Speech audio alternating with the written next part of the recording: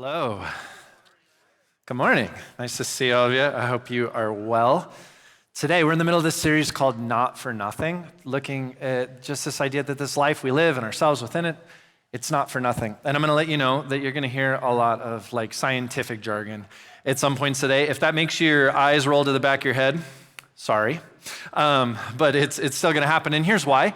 It's because I think there's some amazing things that happen when you start to look at some of what Scripture says and you hold that up against the natural world and you start to recognize wow, there's so much potential for who we are as individuals when we step into our lives.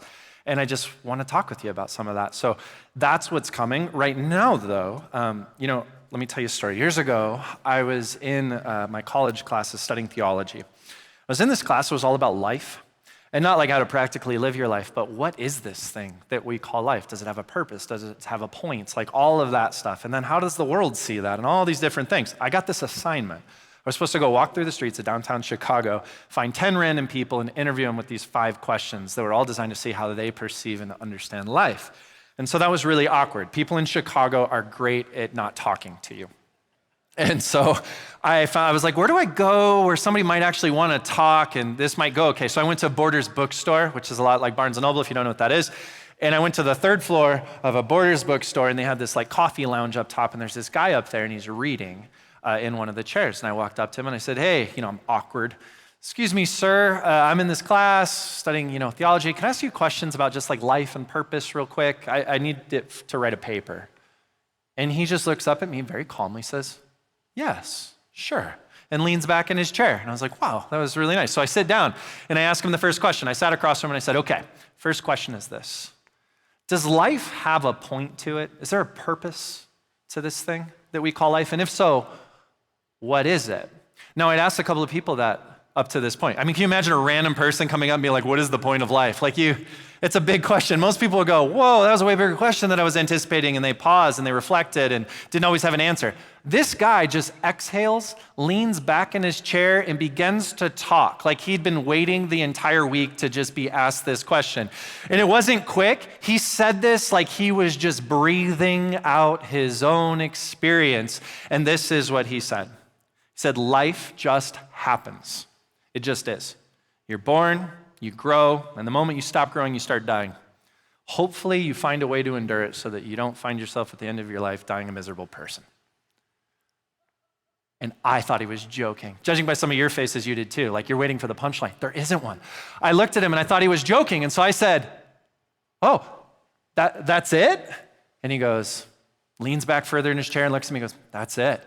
I found myself at that particular moment just wanting so badly to have that be the valedictorian speech at a graduation just so I could watch the audience, right? Can you imagine being there for that particular moment? It'd be chaos, it'd be crazy, and it'd be very entertaining. So I've just found myself thinking, wow, that's crazy. And yet this is what he genuinely and honestly thought. And so I continued to ask him some questions and I walked away from that conversation really hoping and thinking that man needed Jesus. And it's because there was kind of a bleakness to the way he looked at life and himself and everything was just kind of downtrodden and gray and you do this thing. And I don't agree with him. And I know many of you are looking at me going wow, really? I don't agree with that either, but here's the thing. We laugh, we might smile at that interaction, we might find ourselves kind of confused by it, but here's why I shared it with you. I think if we're honest, and I mean this, I think if most of us are honest, there are times in our lives where we find ourselves not necessarily believing what that man said was true, but living like what he said was true. Life just happens. You grow and you just need to, you grow and eventually you die and you just need to endure it. Find a way to endure the thing so that you don't end up miserable. And you would look and go, I don't live that way. Maybe. At times do we not find ourselves in spaces, places, seasons of our lives where it feels like life is happening around us, but we're just not a part of it? Where it feels like we've just been biding our time, doing our thing? Where it feels like for whatever reason, life is an endurance race? Like it's something you just need to get through? How many of us, regardless of the last few years, because what I would say is, have the last few years not felt a little like that for some of us when it comes to life? But then also, how many of us, regardless of the last few years, would look at this and we've simply found ourselves living in a season of life that for whatever reason, good, right, whether you chose it honestly, or you just kind of fell into it, I don't know, it feels that way. I see this around me. I love talking to parents with little kids. especially if they've got like multiple kids under the age of 5 all in one household. And because there's just this wide-eyed piece to it where they're like, it's so good, I love it. And I'm like, you should tell your face, right? Because there's this piece where you get it. They like love being parents, and it's a really beautiful thing, but there's a part of them that's like, what have we done? Like it was like a bomb went off in the middle of my life and everything changed. Like, what did I do? And there's this other piece that starts to come out with parents, and this can be of kids of any age, where it's like, when did I lose myself along the way? When did I become a parent but not a me in this? And it's not that those are always two separate things, but you know what that might feel like, or at the very least, maybe you can imagine. A place that this shocked me that people experience this is retirement, right? Because if I've never been retired, so if you haven't been retired, you always look at retirement as like, that's when you get to do whatever you want, right? Like that's when you get to that space. And then I would talk to people who retire, and they would look at me with kind of a clenched jaw being like, no, it's great, it's wonderful, I love it. And I'm like, this feels weird. What's happening? Finally, someone had the courage to be honest with me. And they said, it's weird. You wake up every day, and for every day, you had this place to go to, this thing to do, and it kind of gave your life a sense of trajectory, purpose, and meaning. And now you don't have it anymore, and you have to figure out what that is in a different way. And all of a sudden, it started to make sense why sometimes people struggle a little bit in the beginning of that season. Or the situation I think I observe most people, regardless of your circumstance, your age, where you're at, saying is, you know what? You just got to put your head down and you just got to get through it. Like a pandemic, like a crazy season of life, like a difficult relationship that you're in, like a job that sucks the life out of you, or like a relationship that you're a part of that with each passing day, it's like you feel a little smaller as a human inside of it, right? What do you hear in those moments? Well, this is life. It's not always great. You just got to put your head down and you've just got to get through it. And that's actually true sometimes. That's a part of life. That's an honest thing to say. But sometimes we say that for far too long. And the next thing we know, we end up living our lives in such a way where our lives look a little more like what that guy in the Borders coffee shop was describing than many of us would be comfortable ever acknowledging or admitting. And there's a part of us that wants to know that it's not for nothing. There's this commonality of all those circumstances I described, and it's life. Each of us are like standing on a street corner, staring at an intersection called life, trying to describe it in our own words. And we know that life is happening. We know that it deeply matters. Like we know life is important, and yet sometimes it does. It's not that is life important, it's when did we stop being in the middle of life? When did we stop being in the middle of our lives or feeling fully alive in those things? And sometimes it can feel like we've gotten lost or subdued or quieted or we've shrunk down. Last week, Glenn talked about this idea that your life is a precious gift meant to be fully lived. That is a deep belief that we hold around here. Life is good. It's there. It's for you. If you're struggling with that, wrestling with that, go back and listen to that message. That's for you. This week, though, we're going to talk about this idea, not that life is not for nothing, but that you are not for nothing. You, the occupant of your life. The one square in the middle of it, you are not for nothing. Jesus tells us that he came that we may have life and have it to the full. And I think sometimes in churches we need a reminder of this because oftentimes we convince ourselves that Jesus came so that one day we could go to the good place and this place stinks. But that's not what he said, is it? What did he say? He came that we may have life. When does life start? Well, life has already started. Here you now are. That we may have life and have it to the full because of who he is and because of what he offers us. Life is something, guys, that we were created to drink it in. We were created to savor it, to taste it, to relish in it. We were created to work through it, to thrive within it, to grow and to become. Life is this precious journey, and your life is yours uniquely, and no one else will ever live your life but you, as you. And so this morning, I want to acknowledge that you are not for nothing because God has created you and made you in a certain way. I want to acknowledge two things. And for some of us, maybe this will be teaching. For some of us, what I'm doing might be just reminding us, but it's of these two things. And the two things are this: how you are made and that you are sustained.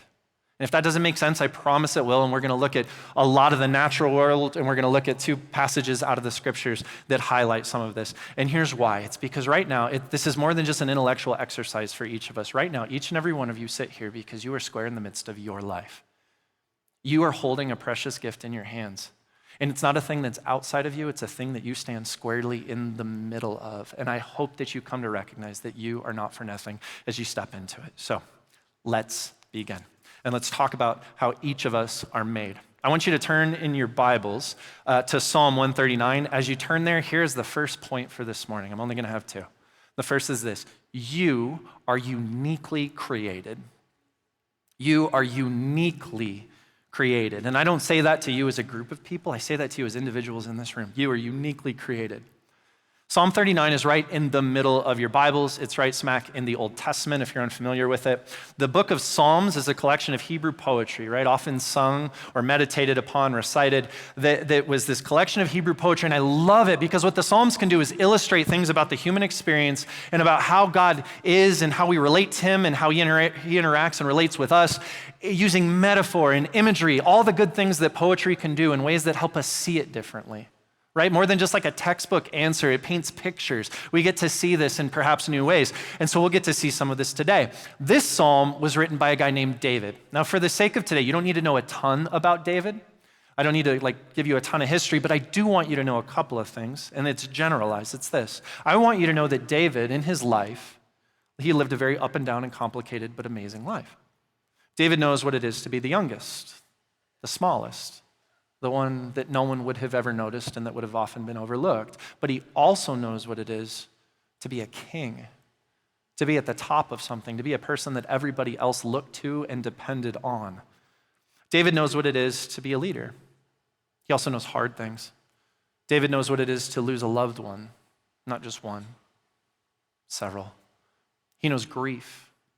David would have known disappointment and suffering and hardship. David even knew what it was like to live in hiding from danger, feeling like something was creeping at his door.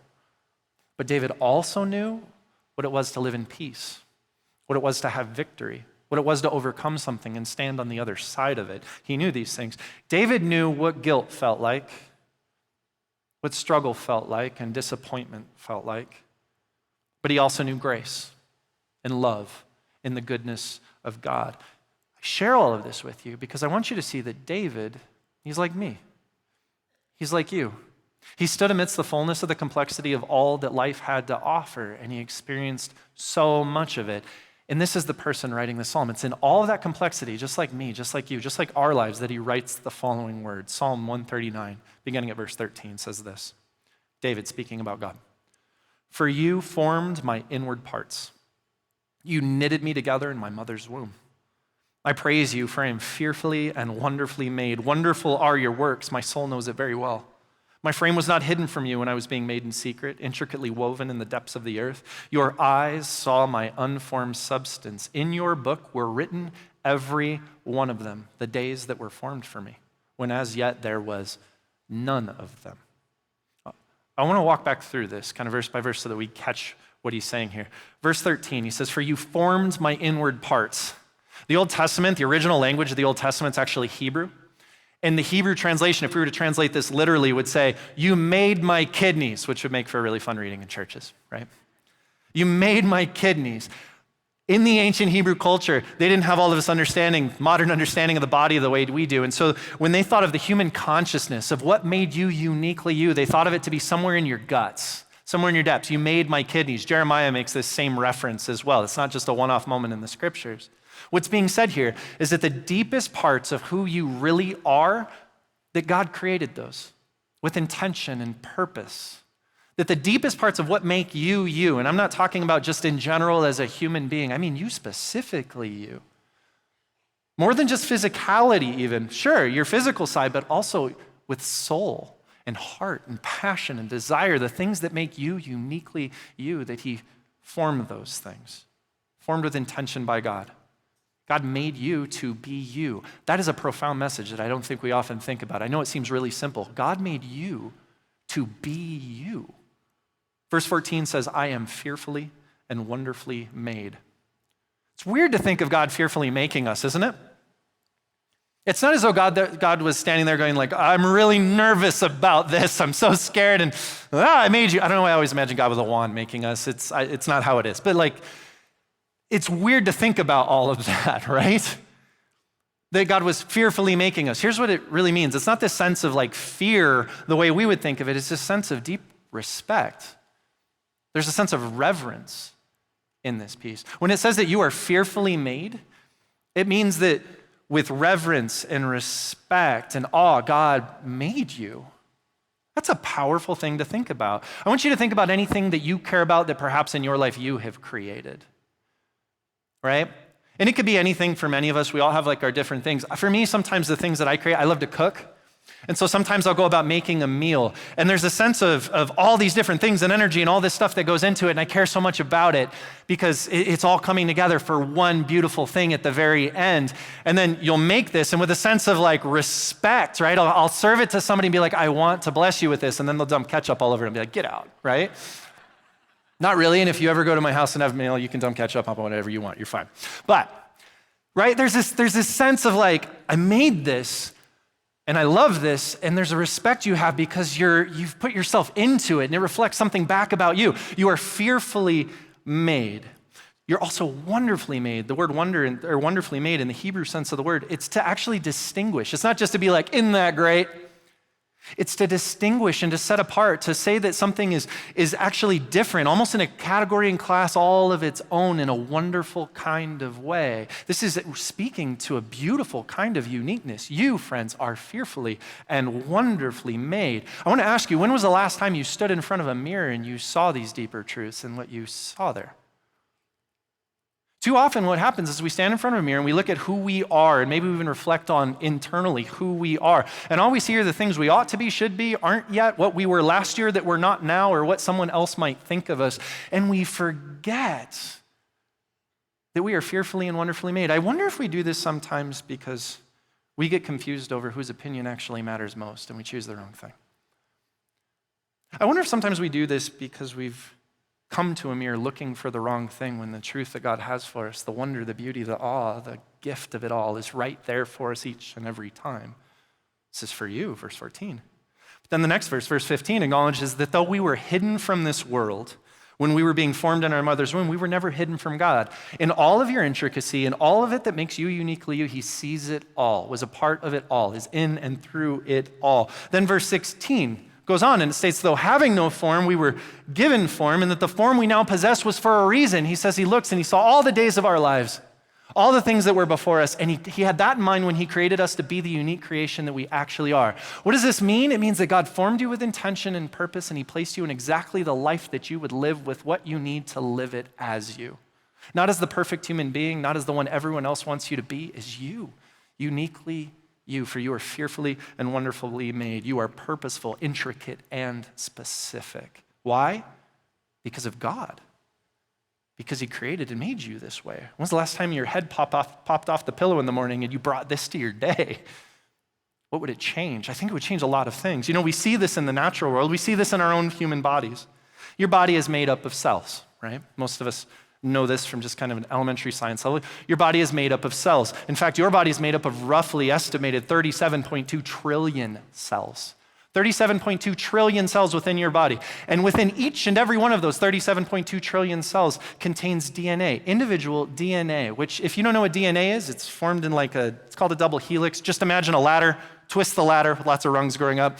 On this particular ladder, which exists in every cell, is DNA. That's the thing that makes you uniquely and utterly you. It's genetic coding with all kinds of information. Do you know how many rungs are in those ladders?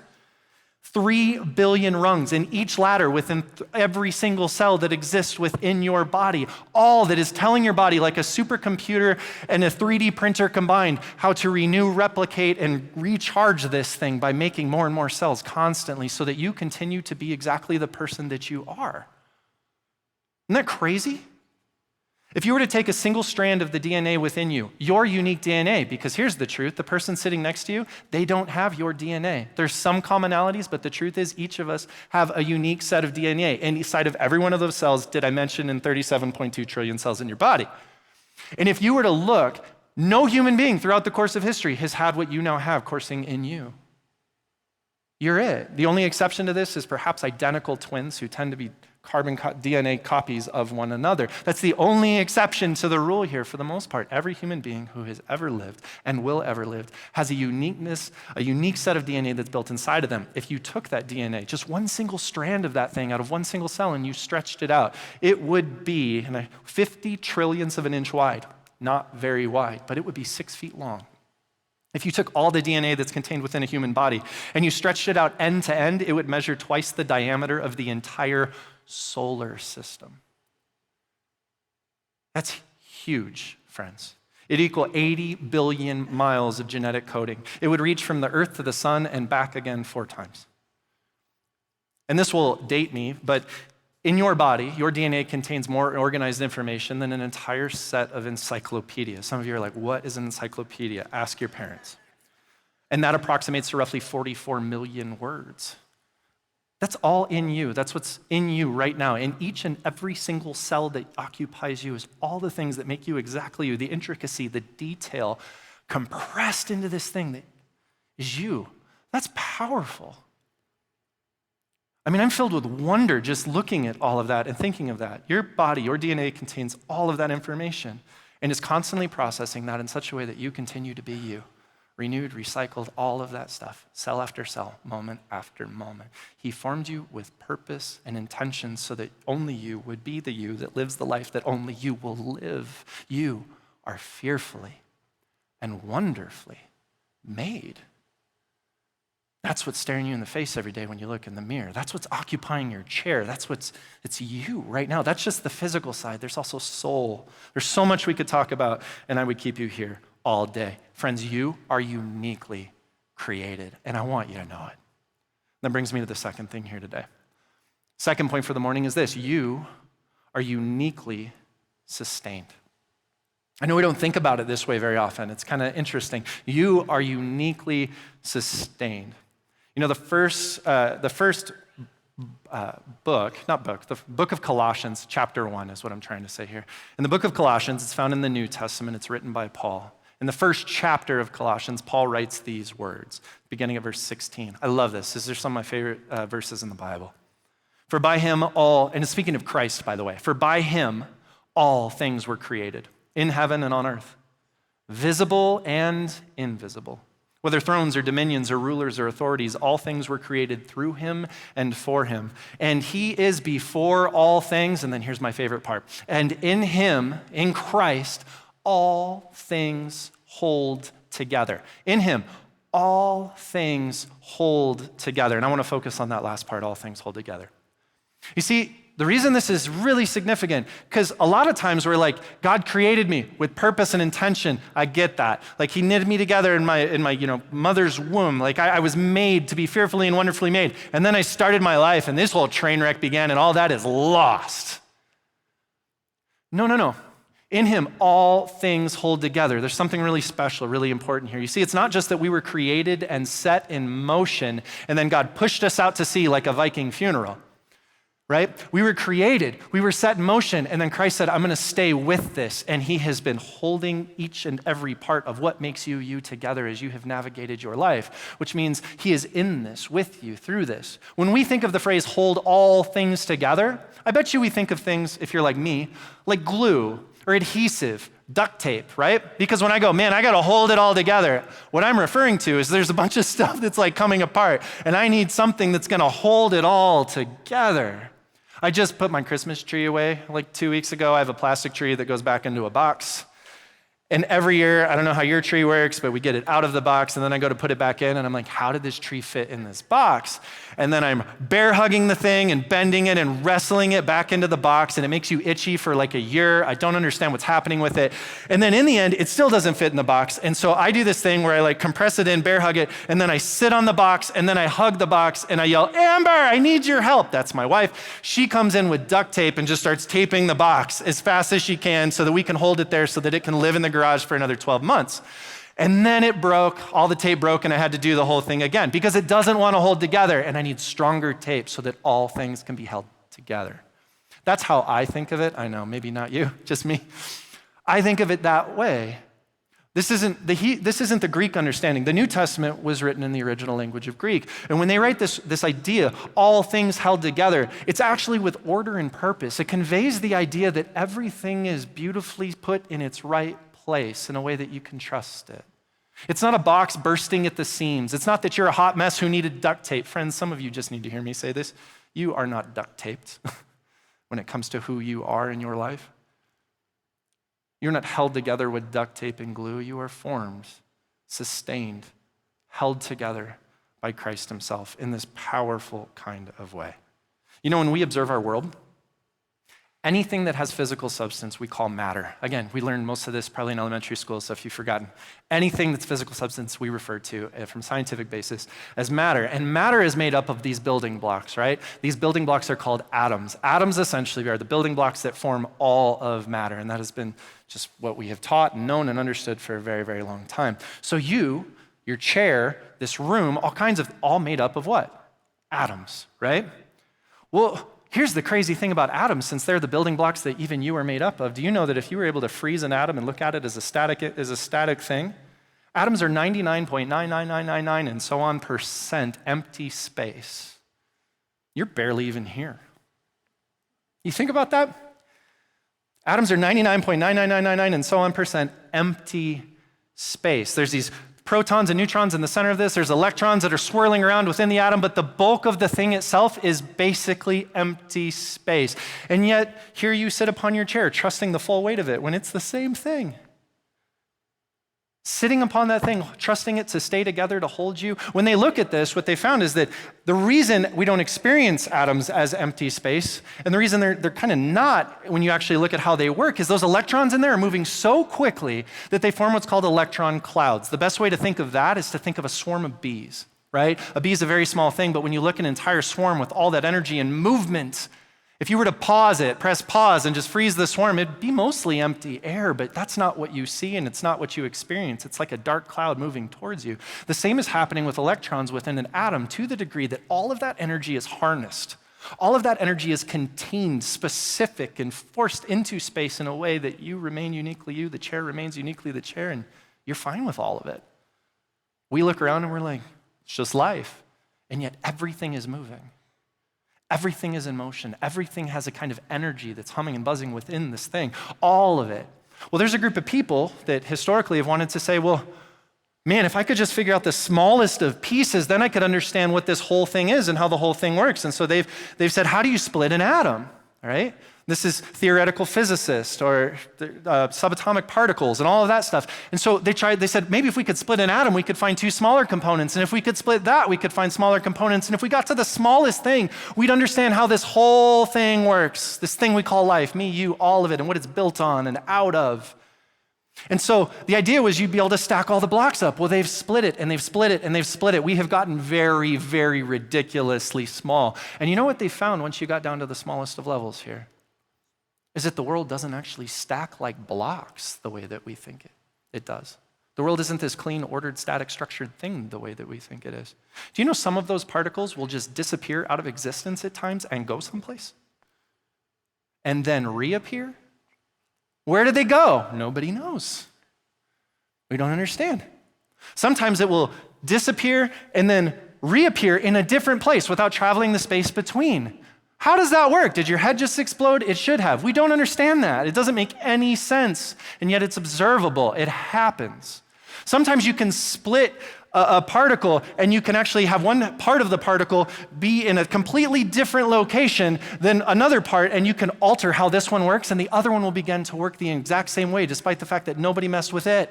As though they're joined by some kind of cosmic energy or force that's holding both of these things together. There are things moving, disappearing, like moving and transferring from space and time. This is you, friends. I'm not just talking about the air around you. It's in all of us. This is everything all the time. At best, what people have begun to say, and if you're like starting to be like, this is a lot, I know. At best, what people are able to say is, you know what it seems like when we talk about what all of this is? Matter at its basic level is just energy in relationship, bound in relationship to one another, held together in relationship to one another. Let's go back and read Colossians now. I think we're ready. For by him, Christ, all things were created in heaven and on earth, visible and invisible. Whether thrones or dominions or rulers or authorities, all things were created through him and for him. And he is before all things, and in him all things hold together. See, sometimes we wake up to our lives and we have this sense, it's just another day.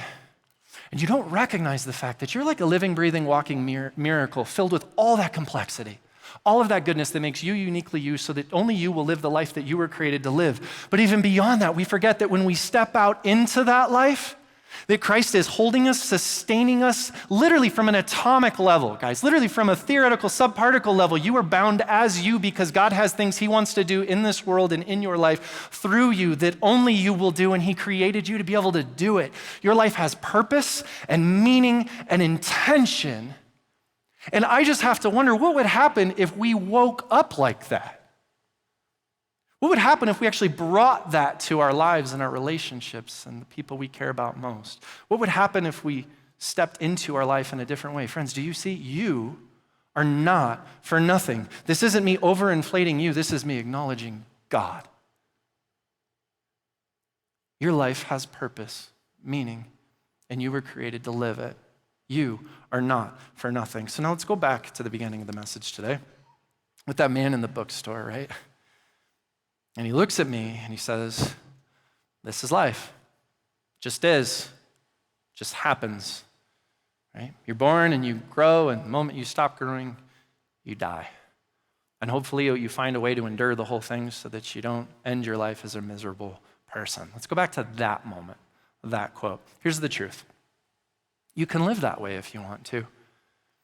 I just want you to know that. Like, that's a real thing. You can live that way if you want to, but I want you to recognize that that's a choice. If you choose to, you absolutely can live that way. You can wake up each day to greet the monotony of the day that you left before, as though you said goodnight to it, and now you woke up to continue just more of the same thing in the endurance race that is your life. You can move about your life while the world spins on around you, and you can hope to just somehow find some reason, excuse, or momentary thing that helps you just endure it all. You can settle. You can shrink back. Or you can just put your head down and with year after year just press on for a very long time as you try to get past and get through. See, the truth is you can choose all of that, can't you? And I think if we're honest, a lot of people do choose that. Not always because they want to, not always because they even recognize they made the choice. Sometimes we just kind of fall into that, but that happens a lot around us. It's still a choice.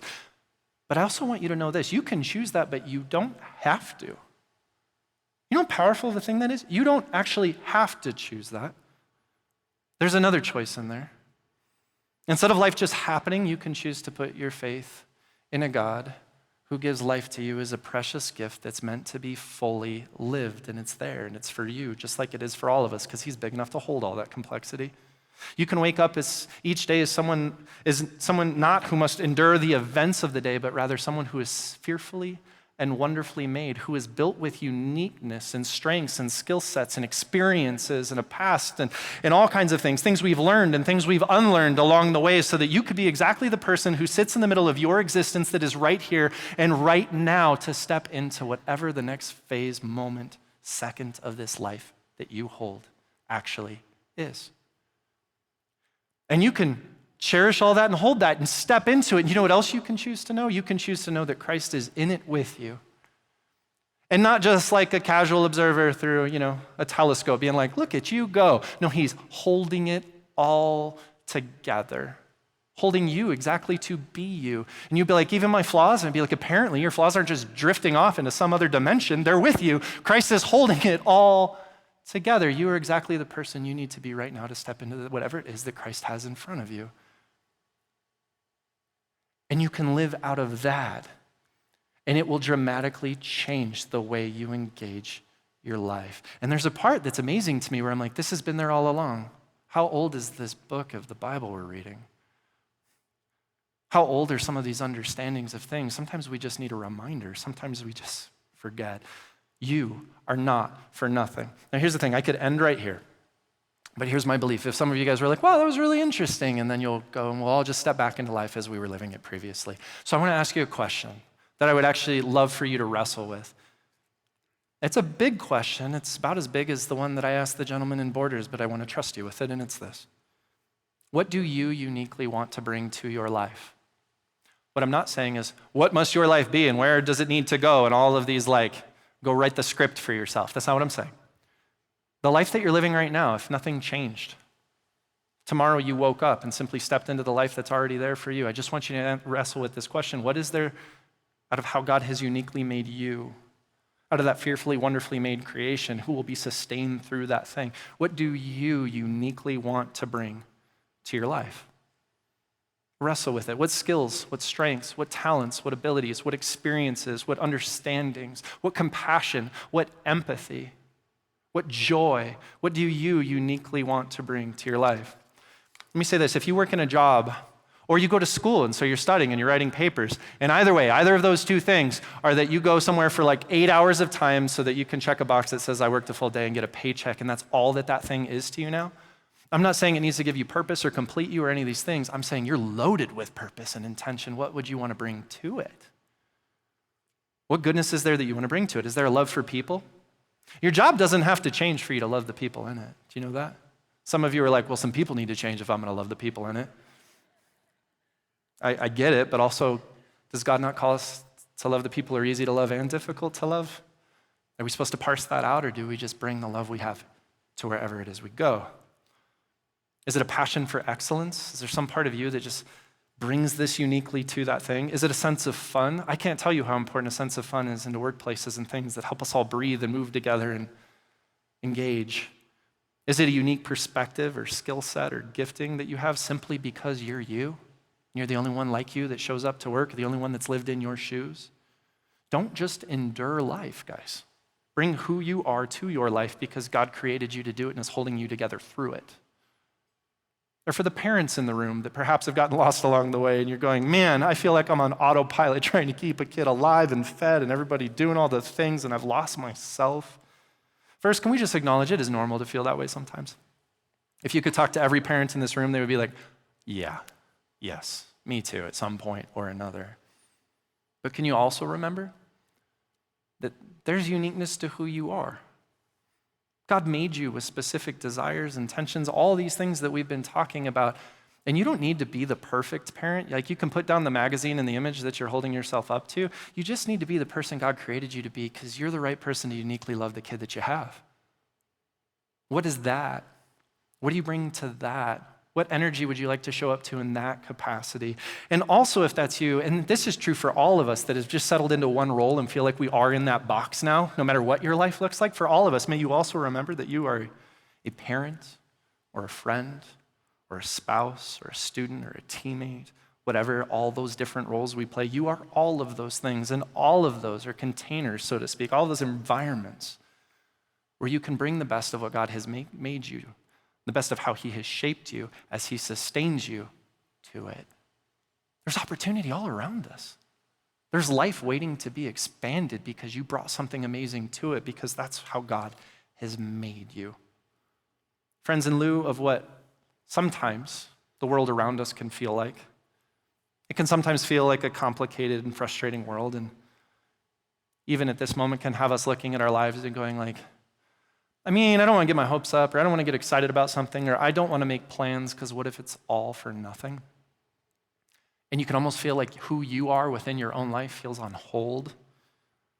Know this, the measure of a life well lived is rarely based on the circumstances we encounter along the way.